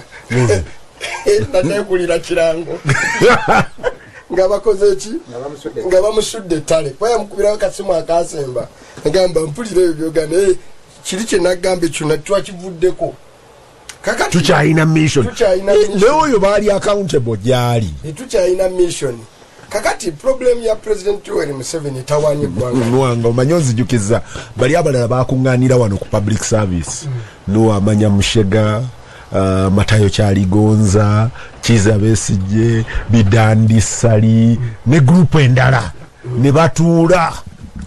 ne bamatembe ne batuula ne banyonyelegana nga Besigye afuusa akakonge ko Besigye nze sagala buyinza wakiri nvaawo gwe mzee Bidandi kikwate kyemunkakasa kimu oli agenda kuvaawo ko Mushega nti nze mbasinga obukulu oli tugenda kumwaprochinga era bwe bakomawo nga tunywa chai ne Mushega yanga nti bwe bakomawo bagamba Besigye omusajja twogedde naye nti okumanya tumukomitinze tugambye Bidandi mu manifesto akiwandiike no kiwandiika ye ya 2021 nga balumshana bagenda okunyaga obululu n'awandiika nti guno gwe mulundi ogusembayo ndayira muganyabo guno gwe nsembayo okujja kakande naye Mushega ngeno mubuzaga nti the man lied to us and unfortunately we believed sebo no nyomulala muzei semogerere Paulo no the former katikiro muzei mulwanya muri batuula ate ne bamutuma gwe mulimo ogwo gwa kutuma kino kyaffe oli mukwano ogeno omuganda kimwagala kyokka nagenda namugamba sabaddeyo naye bantumye bwangu akuwa message yaabwe vaawo nagamba kyokka kyonolirigana kyokka kyewali kikulese kankomewo nawe tatonaasigala ku kyayi awana ojja nomugamba muzeeyi ate ki wali omukulu gwenjogera naye ajja yagenze mukulu kibazo munzijukiza mutayega kwabo naye munzijukiza ebiseera ebyo nafuna mukisa nembeerako n'omukulu gweta Israeli Mayengo ndowooza gyomunoonyeeko yali ki mu UPM yabanga musajja munyumya nnyo yali vice president bayaliki very high up ojonoonye omusajja gwetanga simenya akyaliwo Samale so yalinga mukasone board yali I think it was the secretary something like secretary general oba ku external wing naye namuteeka mukasone board yeyo naye otunulero gye baplayinga investment bateekamu mwanda eventually kati wabanga kumanya power wa farming butategeera revolution yes farming a modern power game. Awadde bakutumya world stage ebadde China. Very interesting. Abantu asinga bagibuusa amaaso. President aliko Xi Jinping. Engeri gyavudde ku nono yawambye yabatutte North Korea. President bwe yajja mu lukiiko namugana omusajja bwajja ne mumugamba ssebo yaffe bamugera mu kutuna bamufulumya nga ne oluvannyuma statement yaabwe yagaa nti yabadde mulwadde sikyali official yabaga nti embeera ye tebadde nno naye nga kyeyayogedde sajja buzze bwogedde naye n'agaana okugyawo empapula ze zawadde omukulu ndoza lyamuwandiikidde nga tokwata naye gyali abo bamulamu mungu obulwadde buyinza omugeraagera Jintao kakati problemu y'abali bonna babeera honest because ebimu byoyamba eggwanga byoyaga twoga ku durability and predictability. Eyo honesty yerina ewamulirwana. Omulirwana ebyo tebiriyo. Teriyo pretense. Abantu kyebagala aba bulijjo abatali mu power game. Ne economy kyebeyagala ye durability and predictability. Ekyo biri very key. Ensi togiteeka gibuulire predicting nti abange bino bye tulimu nze njafuga mulinzi jawo bujja benvaawo mwana wange benva baba mwana wange tebya mu kirambo mwana wange baba tatutte muganda wange aba ne bamanya nti bana abasatu Jobwakabaka butambula bwe buti bwe tutuuka Saudi obeera ne Crown Prince omulangira alindiridde era ono bwe bagira teriyo byakatemba ono BM najjawo abalala mwena muli balangira ono aleso mwana we bajjawo ne brother Woli yali Crown Prince nagati mmanyi ffenna bajjajja twakula tuli bakulu tukooye okubeera ne bakinga abafa amangu tebaletaleta ensonga zaabwe Crown Prince abeere mutonga wambavu ekirungi nga tewaliwo omusuudi mulala ayeepampalikako ewoofiisi ekirikkiriya tewaliwo omusuudi mulala ring first kati betuwa ebyo bye tugenzeemu tubikole with perfection tujje abantu mu katemba ne muwanga nono rw'omushana lumu yagiriko wanaga nage nonya mpapula presidential aspirant naye kyensinga kumwanga kivundu kwekyo olwokuba nti nze manyi goonya eri namanya nti eyagala abantu abali ku mpapula ejja kubasala kakati yezze naziwaayo drones bazitadde mufulutanga babanoonya ababe aziwaayo because teyamanya who they are nze mbamanyi totwalayo bantu bo kakati nerwomushana musajja atu nyama ntono yamarako calories nina n'abatuula eyo buli lwe balaba muwanga ne bagaa nti future nabo balowooza nire muwanga ndi buli boolwo nayambala naye muwanga enjawulo gy'abayinako yatuuza nniya ulubuku alabika ye yagimanya bino so sisaawa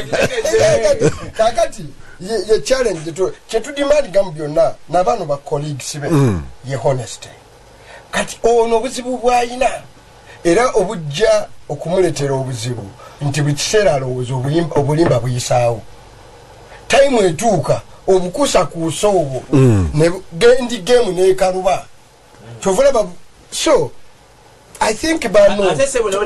tonyenya bano Mbamed Kashiringi tonya bakashiringi tonya by the way for our demo politics you give utmost faith to somebody who comes with an idea like bani tutambule kati abakukwiriza tuba choosing anti basiro the problem is only ali dishonest Peter mbagamba no tugenda butambala mwene munzikiriza ati tugenda butambala nembateka mu motoka nenjirokinga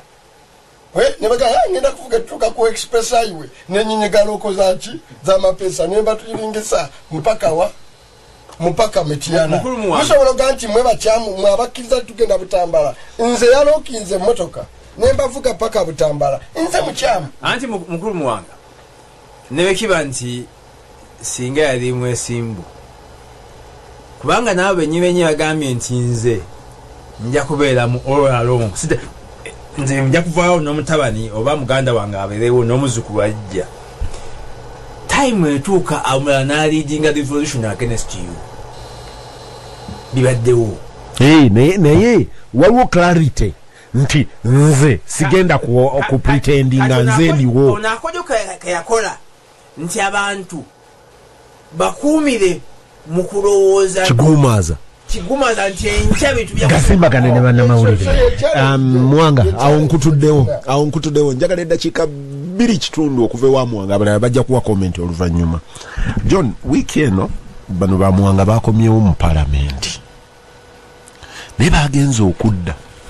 nga balina olukangaga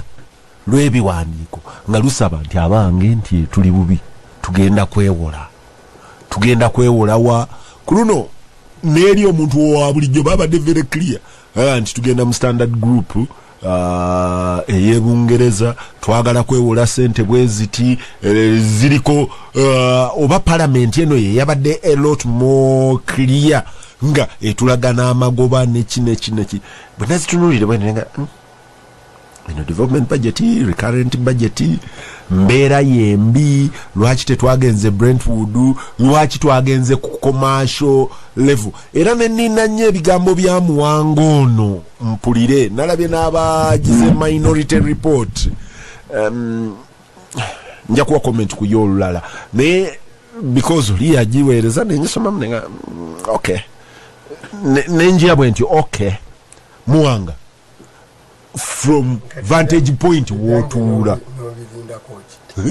andi gwe wali ku vantage point wotuula njegere kutuwa kifaananyi kubanga eriyo bwe babireeta eriyo munywanyi wange ali Belgium nampeereza ka tweet ndoza yali NBS nga yetweetinga nga Muwanga aga nti okuva wentuula nengera economy nengera olunnya n'ebirala bya luzungu kati era olwafulumiza bino yoli yampeereza kali ka tweet nanga nti owahaye musajja waffe Muwanga what is happening mu dakika 2-3 no very simple eggwanga lyaffe Uganda tulinga omusajja nyirako agenda mu supermarket nga mu wallet ye mulimu emitwalo 10 nagenda natika ebintu okuva ku masa bya mitwalo 30 nagenda ku counter nagamba nti abange bino mbyetaaga naye nga mu byo ku mbeera yaffe ya kibazo kyanditegerese senga mbaddemu sabbuuni nembeeramu omunnyo nembeeramu engoye zaanayambala nembeeramu ebinatwala abaana ku ssomero naye nga mulimu dole okay nga mulimu ki dole nga mulimu perfume nga ataddemu kawayini naye nga gaayo ono Paulo yatugamba kalungi ku lubuto buza kakande nga gaayo ono ayina emitwalo 10 omusajja oyo bagenda wali ku counter n'agasiina zimala ekyangu ennyo kyandibadde kujjamu wayini najjamu dole najja n'abitanaga wayini ebyo mubizzeeyo kati ekizibu kya bajeti yaffe bwetyo bwefaanana tukuŋŋaanya trillion 25 zetwagira sente zetwakuŋŋaanya okubeerawo ekigendererwa kyaffe kuŋŋaanya 25 ati tukuŋŋaanya 25 omwaka guno zetwakoze ez'okusansaanya okubeerawo ziri 28 nga sibukulute mbiri complicated ziri 28 kati ekibuuzo ekiriwo njagala mututule holistically kubyangu ennyo sipiika wa palamenti yaddakkiriza olukiiko yakagula kapyata omumyuka we kapyata si za bulijjo seremone si ezimutwala okukola emirimu eseremoni yo vyeko pulezidenti naye ennaku ezo yeeyiwa mu kapyata ey'emikolo ey'emikolo engoye ezikyala ey'emikolo ffe twabanga n'engoye za sande n'ezikyala amakinge ne bakulembeze banna abalala by the way abamu tebalina na presidential jet tuyinezibwe oyina ekyo biri zokka zipakinga ate eriya tulemu okutunda nowesanga omanyi nakoze round figures nowesanga tulina omukulembeze on a single day aspendinga billion 2 billion shillings olunaku 2 billion shillings a day president is spending wandagada spending emeka good research you ancho oyina 25 ganti oyina 25 biro figanye yes kakati gwa minimum wandagada spending billion tiandi susena million 2 oba 3 is a shillings ngatolo ne bali ente namba sanjo yabiga olunaku yakakadeka mu kitundu kagenda mitubati tunagitanga ne tugitwala ewe baba atambula ne jillion akozesa billion yes anyway in a simple thing is the economy ya mwe muyina teso eneisa ya mwe teso kakati ekyasinza okutuluma parliament yemu tebanagireta naye nadenjina era nagirera zeggwanga abakulu bano emyezi ebiri emabega baleeta ennyongeza ya 1.4 trillion nga bagikuŋŋanyiza mu sente ze balinawo okitegedde nyongeza kati bagenda kwewola 1.7 trillion ekibuuzo kyali nti 1.4 agiteeka kuki nazigenze mudabiri tiweeweze mwani wawaako sidiire azimbe malina biliyoni 8 malina bbaala emonyonyo ku mazzi n'okwatako biliyoni 2.79 noziwa Amina agenda atyakishuga wakamuwa endala bamuwayo neza okukuŋŋaanya ebikajjo bive ebusoga bitike kulole nga nebyeri nebijja ne bakwata endala omukulembeze w'eggwanga ne bamuwaayo biliyoni 135 classified agende zakulyako binyoobo kandi byebyokulyako ebinyoobo n'embeera amagye gaffe ne galambika baze butuyashedi erisanyusa amagye gaffe ne galambika teziri classified ne galambika nti twayebajjako sente biliyoni 2.2 tuzibaddiza 88 za muki naye nigisi z'amagye endala biliyoni 5 ezo zonga teziriko naye omukulu omukamanda atambula obo ntegedde omu atambula naye kamanda mu majago ezo zafunyeyo biliyoni 5 za biliyoni 8 kuze mwayisiza amajego kagazitutte bottom line nti senga wakwata zino bulungi obwetaavu bwo bwandibadde bwa biliyoni 10 bisatu you put west for 1.4 trillion ezo nozimalawo so at the end of the day boda kubanja lyennyini ensonyi wamuwa omanyi wadde oyogera nenkutunulira nenzijukira ekyo tugenda otadde mu motoka ng'otwala kutambula netumalira mitiyana nawe tolinga gwe basibidde mu motoka anti yambadde kati nze ate omulimu bwawe motoka kubabuulira nti egenda mitiyana kugenda nti egenda mitiyana obuzibu bwo si kubeera nti tebakututte butambala gwoga nti badange nno tubadde tugenda butambala naye owuno atutwala mitiyana kunguza agenda mitiyana oyagala nveemu nze abalabula kakati ebbanja lyennyini unheard of first of all netufuna blocker a syndicated loan ne Standard Chartered Bank kyagala tuwola taziyinaawo minisita yatunyonyodde nti ensonga lwaki tebaagala tuwola rating yaffe ku mabanja tuli next to South Sudan n'olwekyo concessional abantu babala amabanja ag'empolampola buli mwaga nti nedda gwe mu bbaala ezizo tukumanyi bwonywa bwotamiira tokola tosasula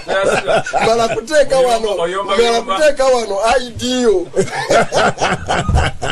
nenyina nko makulu ye wamala oguteekawo ng'atandika olutalo ate nga abakuba kakati nga kati kyavuddemu ki nga nabali abagerwa nti insurance ya sente zammwe mmwe namwe mugenda okwewola tejja kubanga ya bulijjo ejja kubaako waggulu mbuzi ku nte nga baga nti naye nammwe ku luno n'ebya sovereign rights temubiteeka mu ndagaano muno. That's what is unique about this agreement. Nti twabadde tulina okuweevinga sovereign rights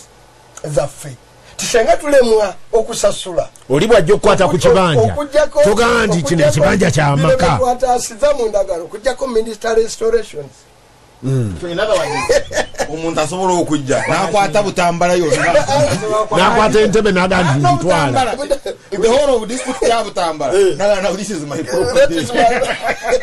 kuruno twawevinzeemu sovereign rights kati waliwo danger mu endagaano mwe tuwevinga sovereign rights kwati tulinawo mu kati nga twewola tulina gye tuyita okay, tunawo guarantees zetwagala ng'eggwanga technical wordings. So this agreement yemu kuje twakakola clearly ng'ewevinga sovereign rights kati yabadde tekuliko ttaka lya kijja litwasasiza kati entimbo lino tebalitwala ttaka lya kijja gwe lyoyagala lyotwala okujjako we baaziika taata ye military installation 10 years down the road kitegeeza ti munatandika okusima amafuta gammwe nga you can't pay they will bondage that oil share yaffe ku oil of course bamanyi gye mulaga ke kali ka tweet ke naweereza dda nega nti nze eggwanga lino ndirabudde nze manyi nanga wano bagenda yagala life president John gye mugende eyo ono yalemedde mu mmotoka agandi nze temufaayo sijja kuvaamu nze nja babuuliranga nti akapande kagambye tugenda Mityana mukulu kibazo amanyi abatuwuliriza bayinzoga nti abo bali kuki logologo waabwe naye bwe yakutegeera obuzibu eggwanga kwe liriko bwefumbo omuntu omu yali annyumiza ennaku zino n'angamba nti John nti waliwo sitole yali mawulire nti ng'egamba nti ensimbi omusaala ogwali ogw'abasayansi ate baguteeka kuba arts simanyi bawagisoma yali nekawe ensimbi mwakola into enjamu ate lwomusana wa arts ate kakati ensimbi zayo benanga nti naye kimanyi nti ekyali kiwaani ate nga kivudde mu gavumenti okumanaginga embeera y'abasayansi nti sente z'akakanda ate mwaziwadde Kanaabi binaga nti ensimbi zange baziwadde Kanaabi yafuba ate omumanyi kubanga tebagamba mukiri omu yafuna naye baga nti aba arts bazibawadde erroneously it will be recovered naye nga nti no that was an official lie to manage the situation kubanga ensimbi teziriyo tewali eyo situation gyetwogerako nti really film crisis the operation where it's official it is called Operation Hope. You give people hope. Amawulire muwandikaga wa hope. Kakande mukwano gwange Haji ye yanyumizanga hope mu management ya family andi kitaabwe bwe yavange nakasero nga zibuze ngajja tegwali mulembe guno gwa busimu buno ng'atuuka awaka ajati niwanfumbira ng'ekinyebwa n'akawunga ebiwooma ng'oluddo binfumbira nga kati abaana beefumbula bagamba Haji abadde ki lwaki ayoya akawunga n'ekinyebwa bwe yakiryanga wali n'akuba ennogala Haji ati kiwoomye oba n'enkya wandituddidde nga tayagala kubagamba nti ennakasero ziganye mukulu kyazo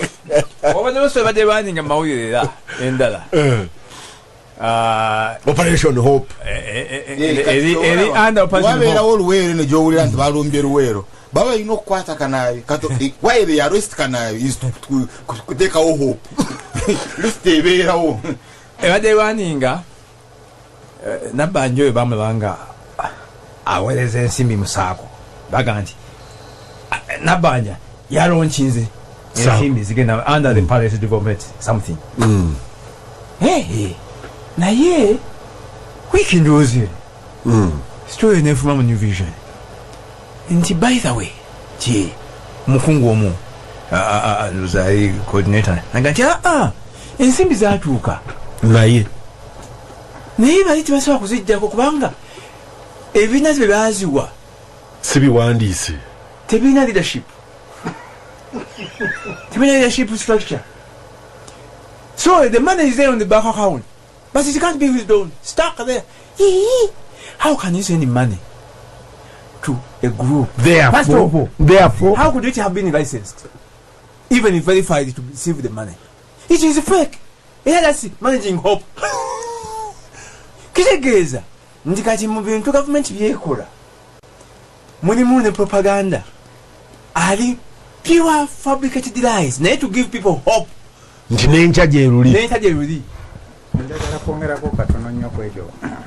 n'essacula Haruna oyina second asatu n'essacula zibadde zifuluma nalabako noono nga zisaasaanya emiteeko gino naye ng'egisinga gigwera eri mu basaayansi mu mwezi ogujja ne guli mugireya mijja kugira mulindako naye mubeere n'obwesige timukola ki zijja oba oliawo kati ennaku zino PS ye secretary for the treasury era PSST muganda waffe Lamanzani omutambala ennaku zino awa nnyo statement tumaze okuweereza zino bweziti zikoze eki zigenda Alamanzani Ramadan Muhammad oli Ramadan kati zikoze eki zigenze era vision kati mulungi nnyo mu kukuba emitwe egyo monitor ate n'aleeta emirala nti zikyaganidde mu pipe ne crisis eri wano government yagala kwewola obuwumbi bwe buti kakati amawulire gombi olina okugatunuulira nkutwaza kanki summarizing wenti families ziri bbiri emu eyina ekyapa mu bbaala kitaawa lumushana kati bwabeera mu bbaala anywako omwenge n'agulako ku nnyama ku kyapa kiri n'aleeta eka kati nimuli ennyama. So there is peace at home, there is diet, mugenda bulungi. Naye babeerawo family endala ya kitaawo wa Mwanga Kivumbi. Yagamba tagenda kutwala yo kyapa ayagala tagenda kutwala mu bbaala ayagala mutaka wavemu omwanyi